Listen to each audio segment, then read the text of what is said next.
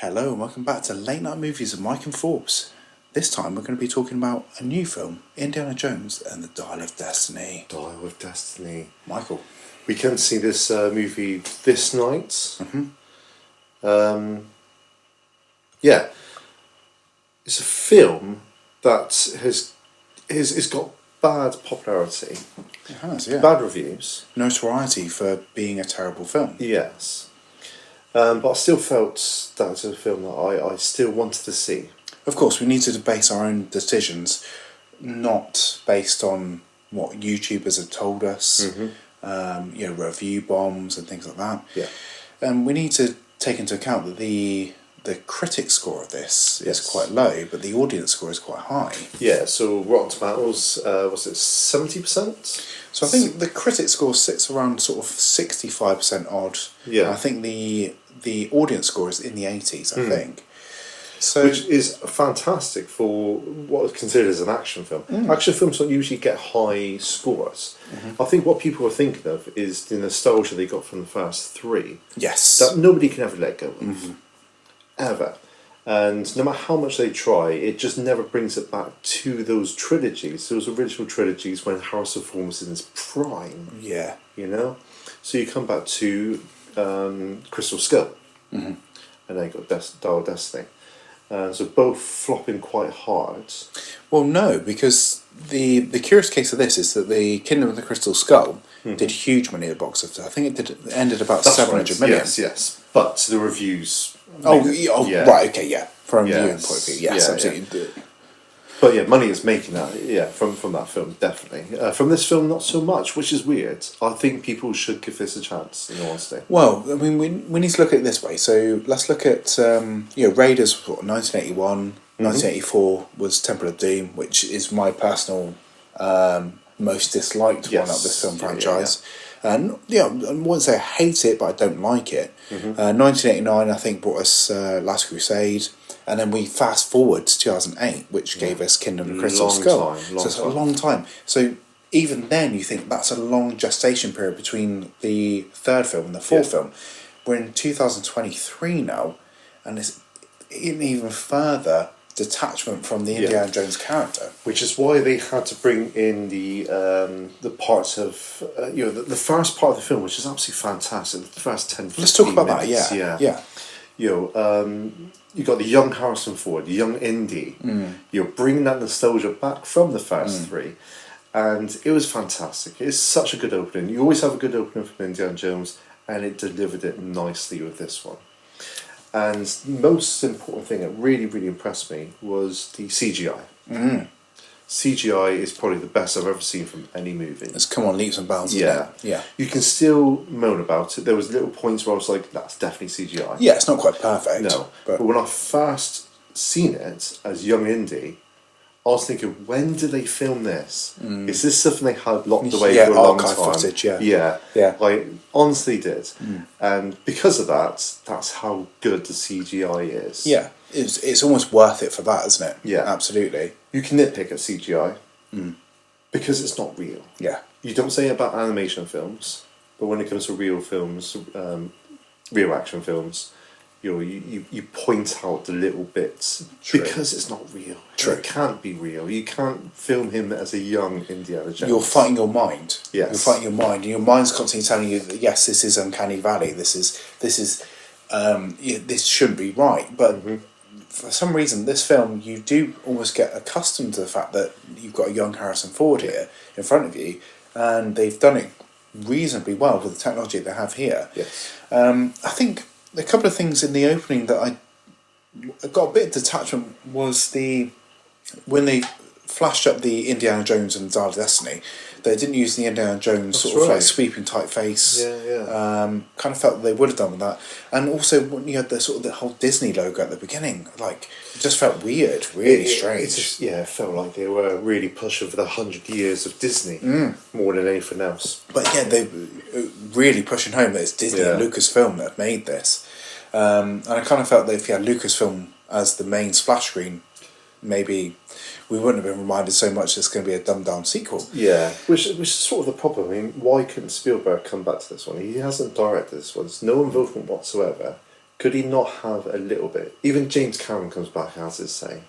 Couldn't he had some sort of involvement with this one? It's true, yeah. You often get legacy directors coming back and saying, look, this is the way that this should be going. Exactly. And this film obviously is out on its own. It's Marigold that's directed this one.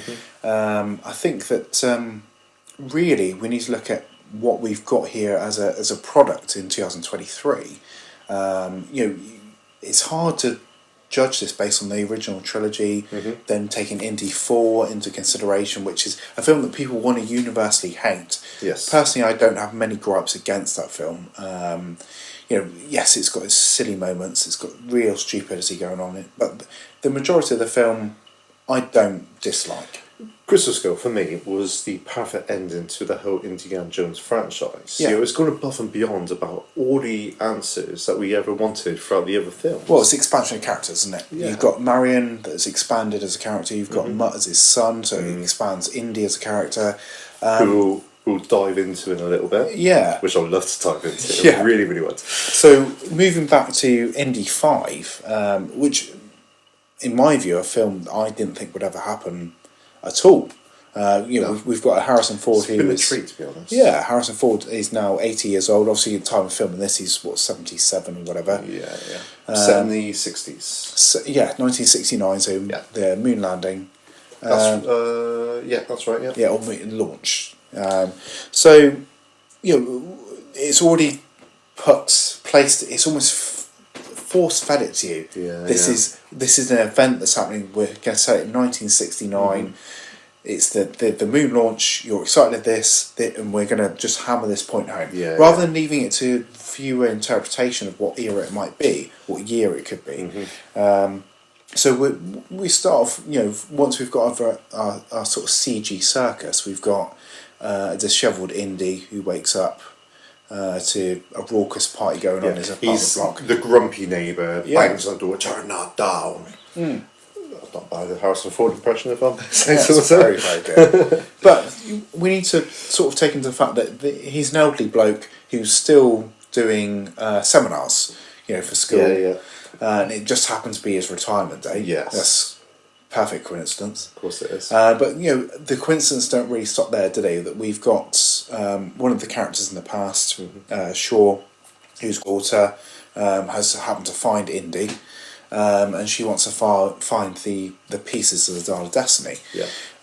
So what I found was a bit weird is the fact that it was so coincidental how they found a piece of the dial. It just happened to be at Indy's, allotment in the school. Yeah. So I'll tell you what I really enjoyed about the whole him working at the school, coming up to retirement, is they appreciated his loyalty for working at the school for so long. Yeah. As an audience, we know what he's done. Yeah. The adventures that he's been on, that his colleagues would not know about. They wouldn't know that there's a hero right next to them. They just see him as the teacher's been there for 20 odd years. So that's interesting in your take in the fact that you feel that us as the audience are supposed to know that, but the unappreciative students don't know that. And he also knows this. Okay. But he doesn't blab about it. He's like, actually, I've done this. He knows what he's done, but he non-assuming. Yes. Yeah. Yes, which I really enjoy. But this is a film of immaculate timing of everything, isn't it? That we've got Phoebe Waller-Bridge's character as his goddaughter. Yeah, Phoebe Buffet. Yeah, she turns up straight away. She infiltrates one of his classes. Like he wouldn't notice there's a student that's 30 in his class. But fair enough. We'll let that go for creative reasons. But the only one that's answering all his questions, which he never usually gets. If he works day by day, Monday to Friday, he never gets these answers. All of a sudden he does. He thinks, hang on, I've got a student that's interested for I've once. never seen you before. So he's got as little interest in the class as the class has in him. Exactly. So we've got... Which is different from the very first one, if you remember. All the women... googly eyes, they were all intrigued in him. Apple left on the desk, all that business. But now we've got people that are falling asleep in his class. True. How times have changed. True. And we also have an agent that's in the class as well, blowing a bubble. Yes. But the big elephant in the room that we've got to start with is the fact that Hannibal turns up in the 40s, right? And he gets hit on top of the train set piece, knocked off the train. Presumably it's 70 miles an hour. Straight to the face. Yeah. Presumably he's dead. Yeah. Not by a sponge. Yeah. No, by a metal bollard. Yeah. That was incoming. But no. Au contraire. He's not dead at all. He's not dead. He's back in his 60s. Looking good for his age. Yeah, looking great for his age, yeah. Great for his age. Yeah. No facial disconfiguration at all. Yeah, compared to Indy. And then you've got to look at the fact that so he's back here. It's unexplained the fact that he survived that on the train. Mm-hmm. And yeah, he's searching for the Dial of Destiny, as they all are. Yeah. So before we divulge into the giving out the whole entire movie, for the audience who may want to cut off round about now, we'll stick into the gross of the film. So, how much did this film cost to make? I'm feeling this film costs about 390 million to make. So 290 plus million to make. Okay. There's dollars. Oh, 290, okay. Yeah. It's less than I thought. So 3 days ago, its box office is around up about 130 million. So that's worldwide box office. Yes, that's right, yeah. So a little bit lower than what they expected from this. Well, far lower. Yeah. Just a touch. So basically, this is an expensive movie. Very expensive. So this has got to do think about it, it's got to do double and some to make it to break even. Yeah. Because you've got to obviously double your budget and then do some more as well to take into account marketing for this film. So, but why was it so expensive? Was it the CGI? It's rewrites. They had to rewrite plenty of different. The CG of Harrison Ford wasn't cheap. No. And the scene. Street to street. Yeah. 1960s. Yes, the set pieces. Christ, the set pieces are ridiculous. I mean, and they went into it too much. Yeah.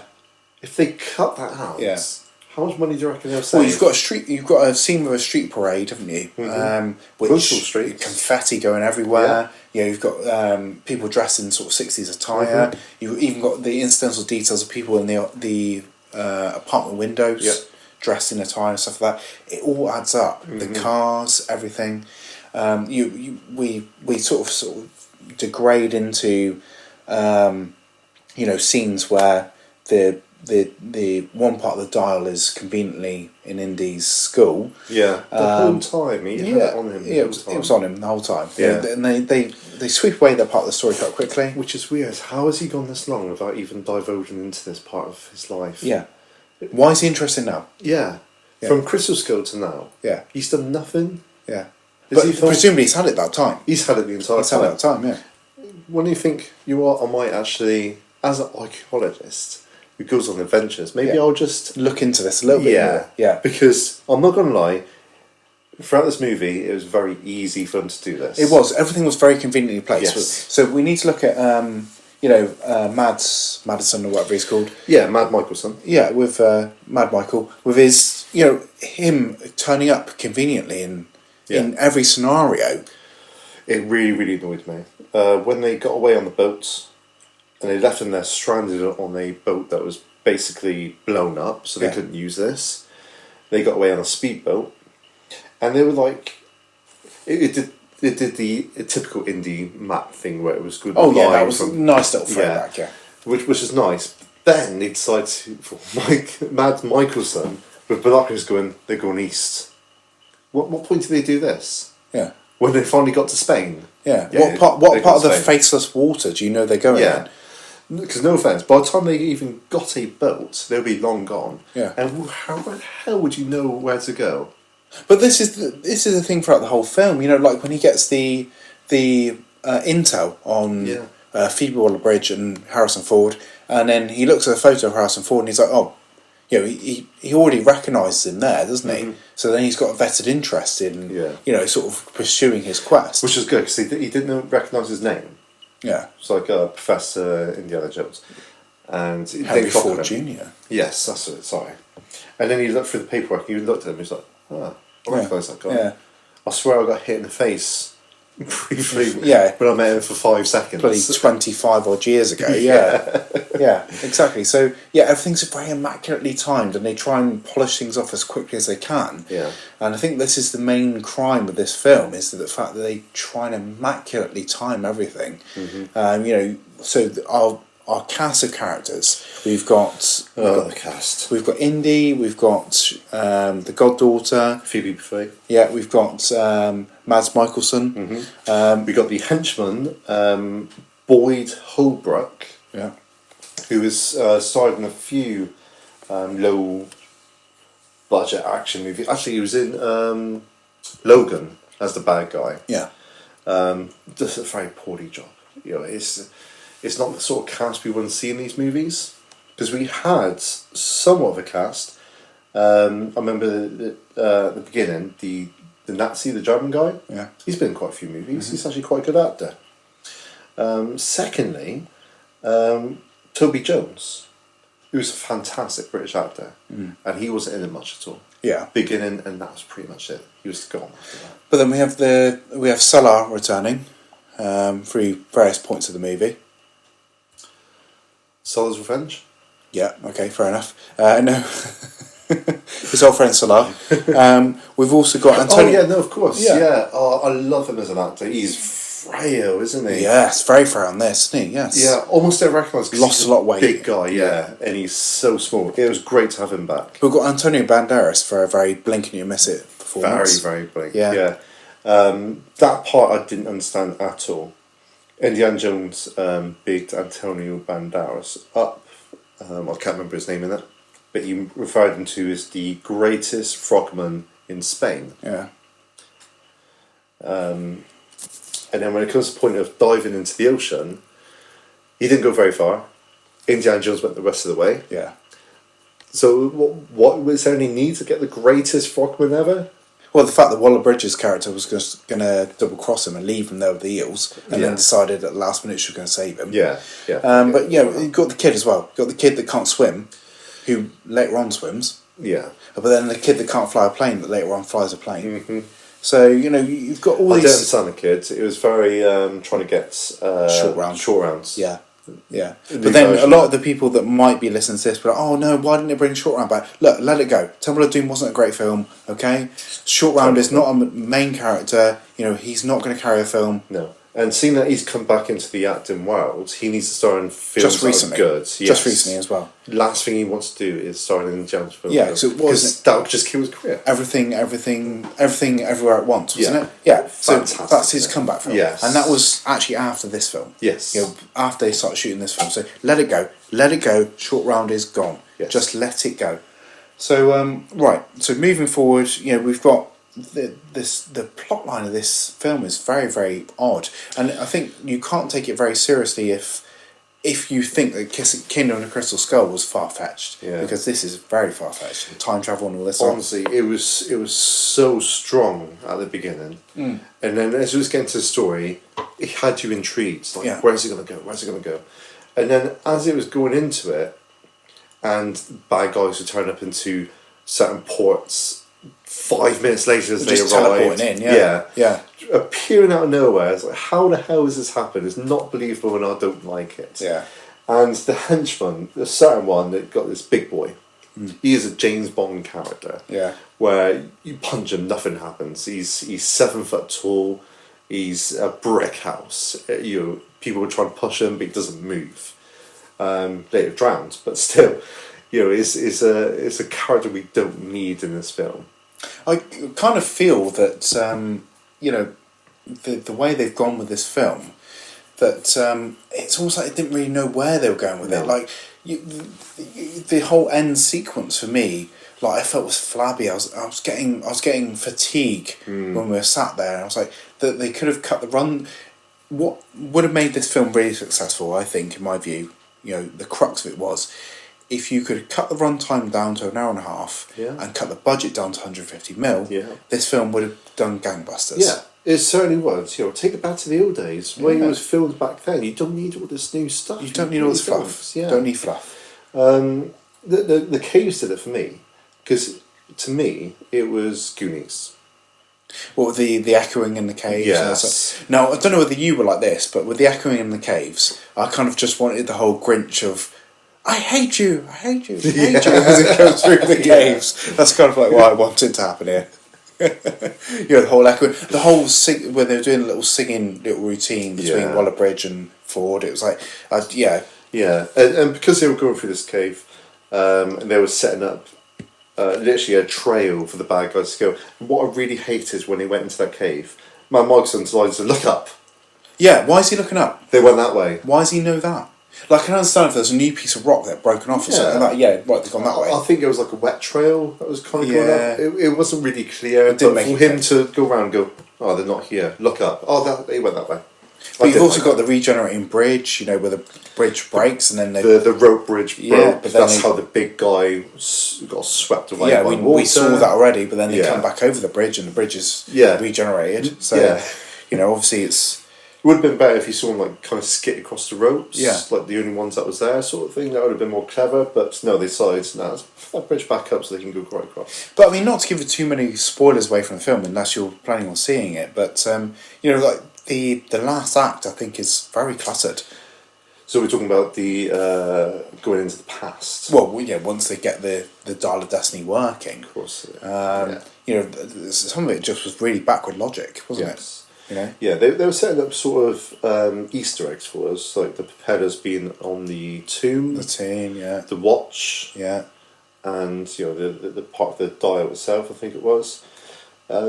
Setting a scene so when they actually go back to the past, to the creator of this Dial of Destiny, Archimedes. Exactly. They're leaving all of these Easter eggs back in there. So the plane crash and the propellers. The Archimedes picked up the watch. Yeah. He's also got the dial. For me, the dial should have stayed with him. They should have went back into that little wormhole of a storm. Yeah. And then it's done. Yeah. So he never got round to creating it. He couldn't figure it out. But now he's got one. He doesn't have to. But then the watch and the tomb suggests that never happened in the first place. So like the Ouroboros cycle has gone in reverse. It's like everything that has gone can change. Yeah. It's like, well, no, surely if everything's set in stone, it's premeditated. It's always going to happen the way it's going to happen. So they just sort of just brushed over that. It's so good. And as soon as some of the Nazis started dying in the past, so we're talking about the Roman times, 2,000 years ago. Yeah, I kept thinking evidence of somewhat of timescale being further in the past. you would think. The amount of stuff we have dug up. When we've dug up the crash plane, the handguns, a Nazi uniform, thinking this is preserved 2,000 years ago. Yeah. How has this happened? This might be a good idea to have a new regime based on this. Yeah. But so as a film, it just it starts great. Yep. The middle part's good. Mm-hmm. The last part isn't great. No, it's weak. That is Indy 4 again. Yeah. It's Indy 4 all over again. It's to a point where they had so many options, they didn't know what to do, and they just did the one that they've shown us tonight. And it's almost like your fridge scene in Indy 4 is your horse scene in the subway in Indy 5. Yeah. And then everything else, by the end act, you're like, oh God, here we go. And I was sat there in the cinema, and I don't know whether you were saying, I was like, what the hell is going on here? Yeah. I kind of just wanted it to end. Yeah. I was like, I'm done now. Ready for a beer. Yeah. Ready for a beer now. Exactly. Yeah. And the final moment that I hated was everybody's alive, everybody's happy. As it pans away, Indiana Jones' hat is on the washing line, washed and ready to be used again. Yeah. That for me thought, no more. No more. No more. No more. No more. So, right, how are we leaving this? What's our view on Indy 5? Better than Indy 4? Better than Indy 2? Where are we putting this? Better than Indy 2. Yeah, Temple of Doom's terrible fun. You've got to point that out. It's terrible fun. Let's put that out there. Terrible fun. Better than 4? More enjoyable than 4. Yes. But then less structured than 4. Yeah. Yeah. Also a step back from 4. Yes. 4, I mean, come on. The aliens, the existence of everything that these... But then, everything's been explained. But then a more believable Indy. Yes. 4, because he's not as old. Yeah. I mean, Jesus. Come on. Yeah. But I think if Indy 4 had the CG scenes that Indy 5 had, Indy 4 would be the better film. Mm-hmm. But here we are. So, in my view, I think, is it a watchable film? Once, yes. Yeah. Yeah, give it. Base your own opinion. Watch it once. Which is why we've seen it. Yeah. It's a film of history. It needs to be seen. It needs to be seen. Don't worry about other people's opinions. Make your own. Exactly. Yeah. For me, it's definitely enjoyable. I'm glad I've seen it. I'm not sure I've ever see it again. Yeah, I think it's one and done. Yeah, because it's a disappointing ending, and that's just poor. So if you don't see it in the cinema, if you skip the cinema release, on whatever streaming platform it comes out to, Disney Plus is going to be, but give it a watch, base your own opinion, and rest assured that there probably won't be another indie film after this. It's retired with Harrison Ford. He's 80. There's not going to be another one. You would not see Antonio Banderas in there again? No, absolutely not. Not if there's 5 minutes of luxury in that film. So let's give this an average score, shall we? Ooh, average score. Let's give it 7 out of 10. Do you think that's... Yeah, I'll go with 7 out of 10. 7 out of 10. It's not a terrible film. It's watchable. It's long. But yeah, give it a shot. Yes, definitely. Right, that's us. We'll see you next time. See you next film. Bye-bye.